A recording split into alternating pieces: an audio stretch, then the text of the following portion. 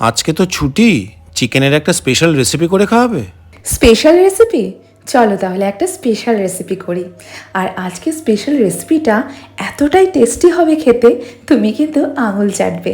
আর আমার প্রশংসা কিন্তু তোমাকে করতেই হবে। চলো তাহলে রেসিপিটা তোমাদের সঙ্গে শেয়ার করে নিই। তার আগে বলে দিই, এই রেসিপিটা আমি যদিও ভাত দিয়ে খেয়েছি, তোমরা কিন্তু এটা নান, লুচি, পরোটার সঙ্গে খেতে পারো।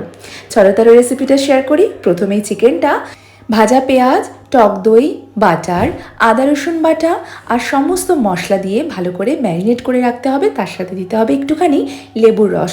এরপর একটা মশলা করতে হবে, ভাজা পেঁয়াজ, তার সাথে কিছু গোটা রসুন, লঙ্কা গুঁড়ো, কাশ্মীরি লঙ্কা গুঁড়ো আর তার সাথে জিরে দিয়ে একটা পেস্ট করে নিতে হবে। এটা কিন্তু সিক্রেট মশলা। এরপর কড়াইতে বাটার দিয়ে ম্যারিনেট করা মাংসটা দিয়ে কষাতে হবে। কষানো হয়ে গেলে যখন তেলটা একটু ছেড়ে আসবে, জল দিয়ে ঢেকে রান্না করতে হবে মাংসটা যতক্ষণ না সেদ্ধ হয়ে যায়। মাংস সেদ্ধ হয়ে যাওয়ার পর যে স্পেশাল সিক্রেট মশলাটা করে রেখেছিলাম সেটা মিশিয়ে দিতে হবে। আর একদম শেষে চেরা কাঁচা লঙ্কা, কারি পাতা আর ধনে পাতা ছড়িয়ে পরিবেশন করতে হবে এই স্পেশাল চিকেন রেসিপিটা।